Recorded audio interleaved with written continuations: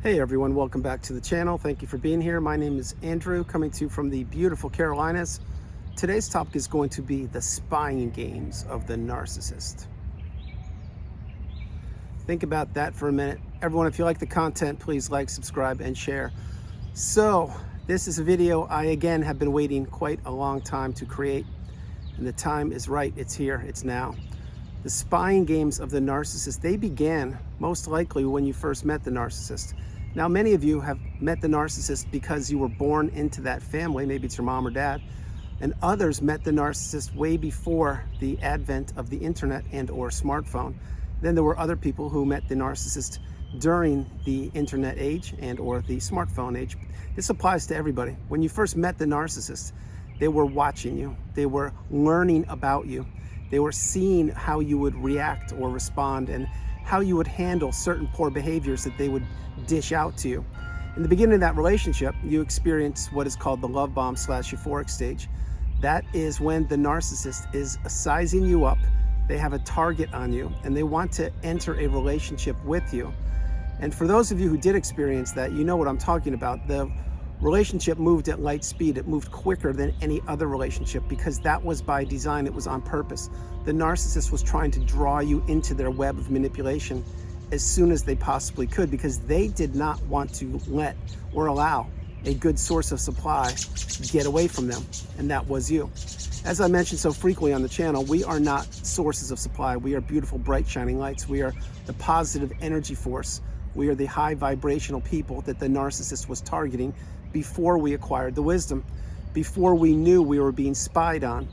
So going back to that initial stage, love bomb / euphoric stage, if you experienced that, you know that everything was topsy-turvy. It was a roller coaster of emotions.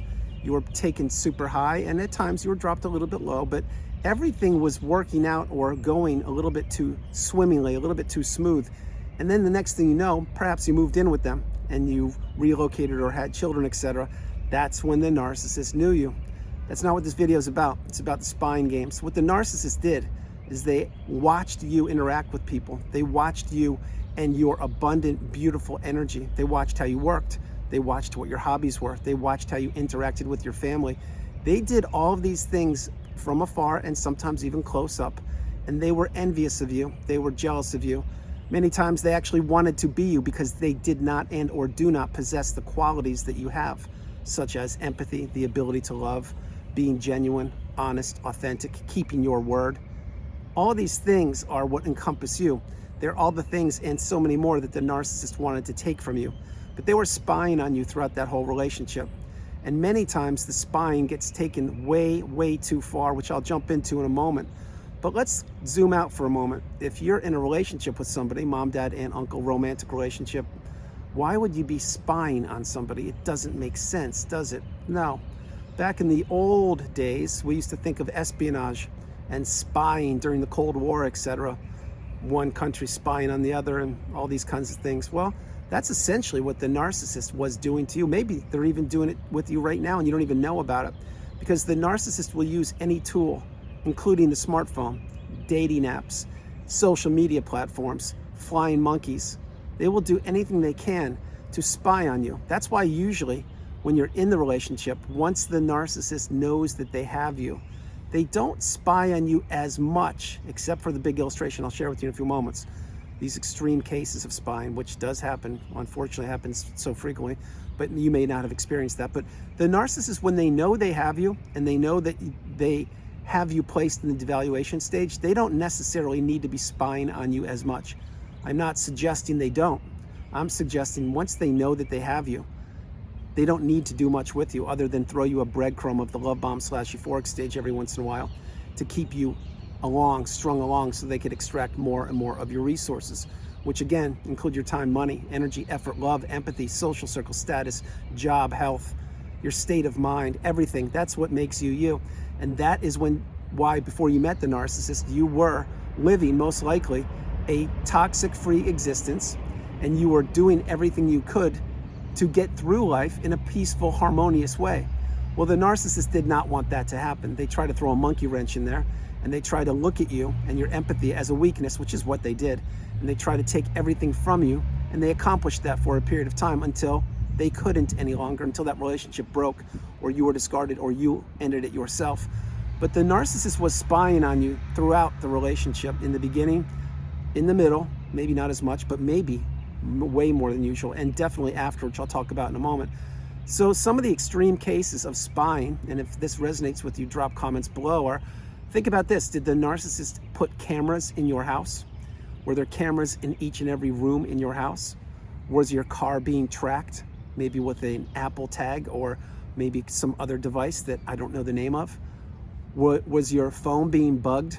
Is your phone bugged right now? I can't tell you the answers to these questions and so many more, but I can share this with you.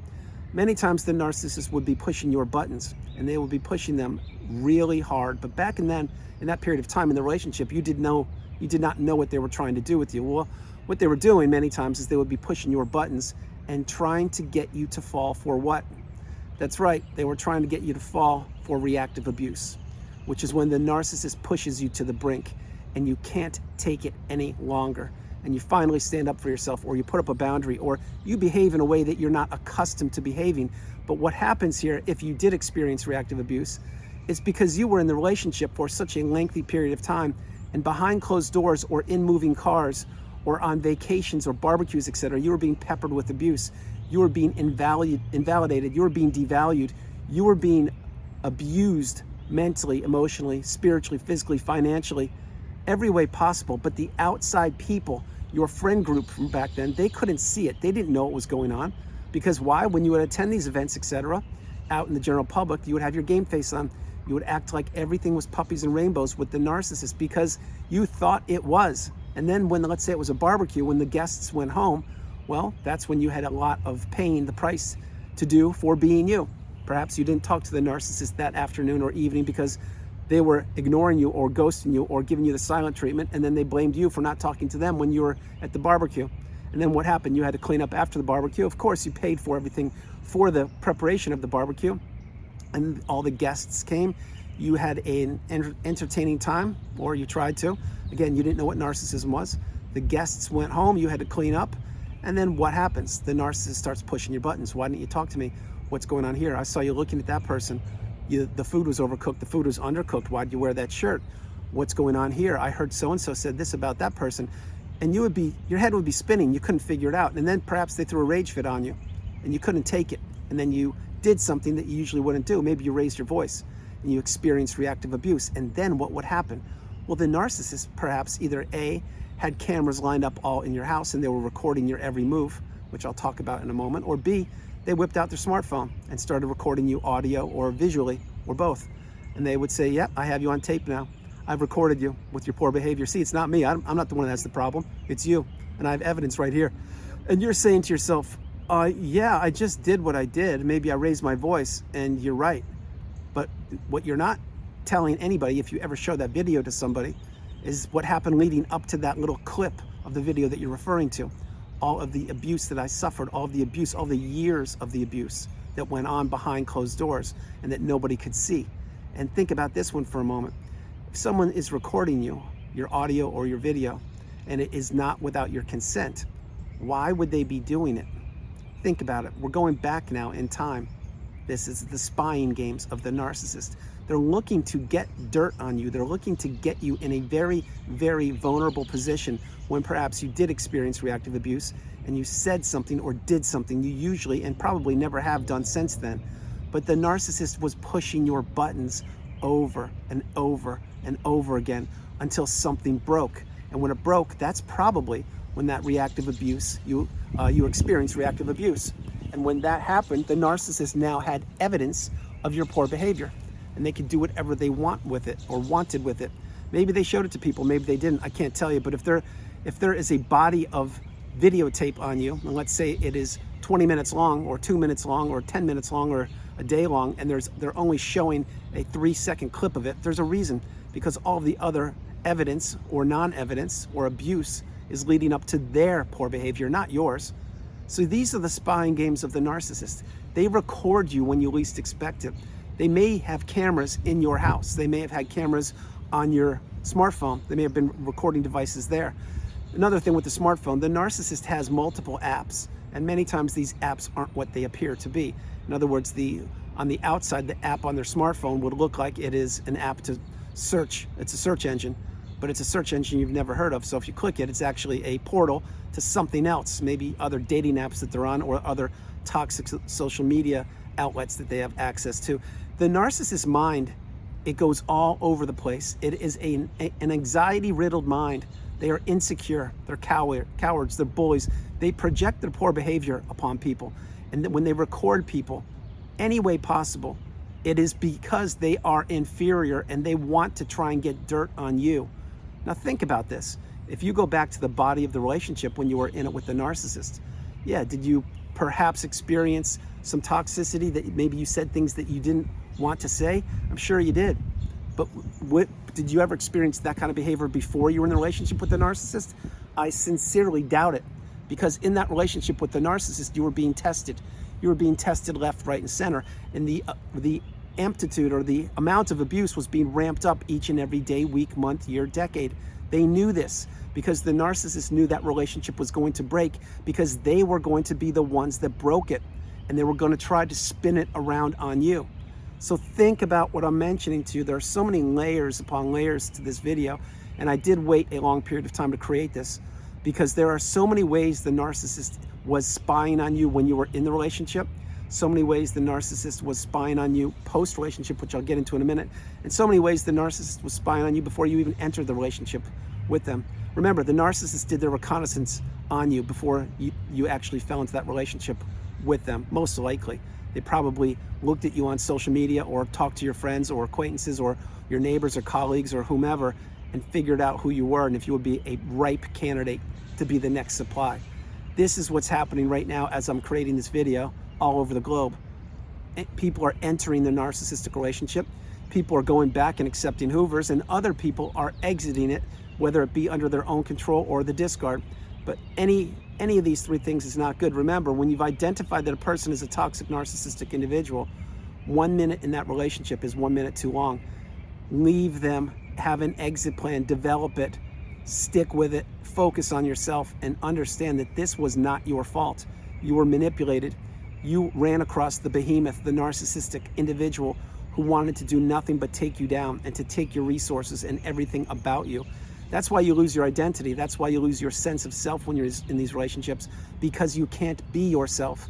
And when the narcissist is pushing your buttons left, right, and center all day long, and it's on a continuous loop, it's never good. There's no stability in these relationships. So watch this one again. Let's say you were sleeping. This is when you were in the relationship with the narcissist.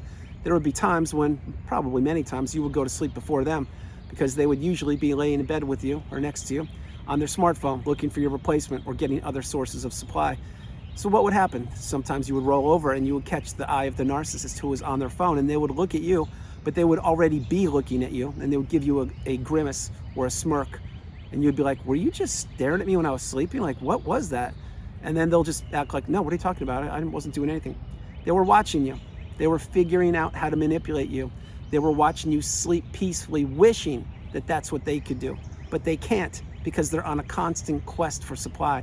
They are constantly looking for new sources to manipulate and take advantage of. That's another way they were spying on you. How about this one? Your friends when you were in the relationship with the narcissist. Did the narcissist get to know many of those people? Probably. Did they try to drive a wedge between you and those people? Most certainly. But what were they doing? They were instilling the smear campaign during the relationship when you were in it with them, and then they would have these people not talk to you nearly as much, or perhaps even pull away from you, and you couldn't wrap your head around it, what's going on. And then you talk to those people and you say, hey, you know, we've been friends for 10, 15 years. What's going on? You're not even checking in on me anymore, and I'm reaching out to you, but you're not, you know, you're not replying. And then they will give you the cold shoulder or say something. And then what would happen? Well, then the narcissist would talk to your friend after you did that, and the narcissist, your ex-friend or the friend that's not that close with you anymore, would turn into a flying monkey and be reporting back to the narcissist. And the cycle goes on and on and on. It's all about the spying games of the narcissist. Now, I've mentioned some pretty serious ones in there, including if you had cameras in your house, or if your car was being tracked, or your smartphone was being watched or monitored. Those are just some of the ways the narcissist will spy on you. They also put recording devices in houses where you would least expect it, in stuffed animals, in dressers, in drawers, in fake boxes, anywhere. The narcissist is full of nothing but insecurity and spying. They need to keep tabs on people. They need to understand where these people are, what they're doing, if they're saying anything about them, etc. That is why, again, when you're in these relationships, they are relationships that you need to heal from, because they are not healthy, stable, everyday relationships. They're relationships that you fell into with a person who was trying to take you down, a person who was not who they proclaimed to be. Actually, it was your worst enemy, your worst nightmare. That is the narcissist. I created a video called Sleeping with the Enemy years ago. That's what you were doing when you were in that narcissistic relationship. You thought you were in a loving, stable, healthy relationship, and you thought you weren't being spied on, because who would spy on another person? Nobody. Nobody who is worth their weight on the planet would be spying on anybody. There's no reason to do that, but yet that's what the narcissist does. They were looking for ways to take you down. They were looking for ways to string you along. They were looking for ways to extract your resources, and they kept on laying on the gas pedal of abuse throughout that relationship. Now remember, the spying games of the narcissist, many times you won't even know about some of these until that relationship is long over with. You will find things in your house or in your car or in your office, etc. And you're like, what's this? And then perhaps there could be a camera there, or a device, or recording device. Now, I'm not saying that this pertains to everybody, because it doesn't. But I can assure you this, post-narcissistic relationship, once you have healed and reached that mountaintop of indifference and you no longer care about the narcissist or any individual from that period of time, when you do that and you actually put your life back together and you slow your life down and you understand that you are the priority, you come first, second, and third. When you do these things and so many more to get to the abundant, beautiful energy, high vibrational state where you will get to, the narcissist will still at times be monitoring you. Maybe it's from afar. Maybe you're still living in the city, town, state, country as the narcissist. Well, I can almost assure you, they either by flying monkeys or them using bogus social media apps, if you're still on social media, or them by having contact with people who knew you or have access to you, they will be monitoring you. Now, that's not meant to trigger you or upset you. It's that the narcissist is so accustomed to having people stuck in the loop of manipulation, trapped in that narcissistic fog, that when somebody breaks free like yourself and you actually heal, the narcissist can't fathom it. They can't wrap their head around it. How did that happen? I did everything I possibly could under my power or in my power to manipulate this person, to make sure that they stayed stuck in the trauma bond and that they wouldn't escape. And so I wouldn't even have to monitor them these days. But what happens?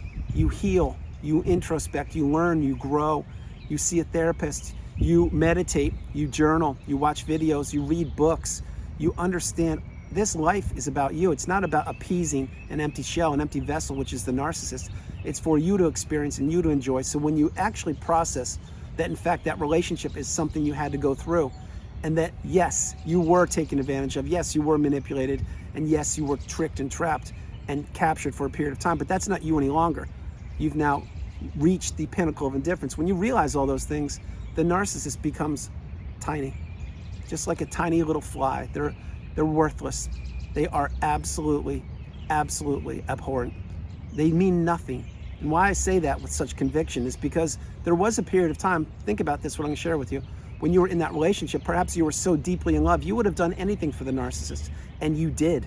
And then what happened? One day, perhaps you experienced reactive abuse because you were pushed too far, and perhaps the narcissist was recording you. Who knows?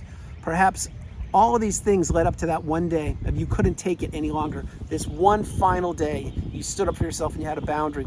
And even then the narcissist said, nope, it doesn't matter. I'm gonna do it my way or the highway. And then the very next day you were discarded, or shortly thereafter. When that happens, you understand that you had to go through that relationship. There was no other way, but here you are now. And is the narcissist spying on you these days? I can't tell you for sure if they are or aren't, but I can assure you, if you've broken the chains of the narcissistic abusive cycle and you've healed properly, and you've blocked them and gone no contact, deleted them, removed all flying monkeys and people associated with them, then you are really a strong individual. My hope is that's where you are and that's what you're doing. But you are also the one that got away. You are the one person who broke the cycle, unlike all of the other past sources of supply, who perhaps, and I can't say this for certain, are still trapped in that trauma bond or are still tethered to the narcissist because they don't know what they are and or were up against, but that is not you. You are in the community. You are getting your cup full. You're slowing your life down. You're processing everything, and you're understanding that that relationship never served you back then. It wouldn't now, and it can't in the future. That is why you must realize that the spying games of the narcissist will go on. Many times they go on without you even knowing about it, and you shouldn't know about it because you shouldn't be spying on other people. You should be living your life. That's what I do each and every day. That's what you need to do once you've healed. Slow your life down and do things that serve you in your time. Let the narcissist stay in their low vibrational state. Let them to continue to spy on whomever they want to without any access to you, because that's what no contact is all about. It's about the person who got away, which is you, and you having boundaries now and understanding that you are the priority. You are the beautiful, bright, shining light. You are not supply. Everyone, that's the video. I hope you liked it. I loved doing it from the beautiful Carolinas. This is Andrew. Namaste. Have a great afternoon, evening, or morning, no matter where you are on the planet. You are not alone. Remember that. You are not alone, and it is about to rain here. I believe we're going to get a thunder and lightning storm. I just beat it, so I am going to sprint back to my place, and I'll talk to you all tomorrow. God bless you. I love you. Understand the spying games of the narcissist. If you didn't experience some of those, please consider yourself fortunate. If you did, and you want to share comments with the community, please pay it forward, because if you've healed and you can pay it back to the community and give them some insight, I would really appreciate it, and so would they. God bless you all. I love you, and I'll talk to you tomorrow. All right. Bye, everybody. It's going to rain. Oh, my gosh. Bye.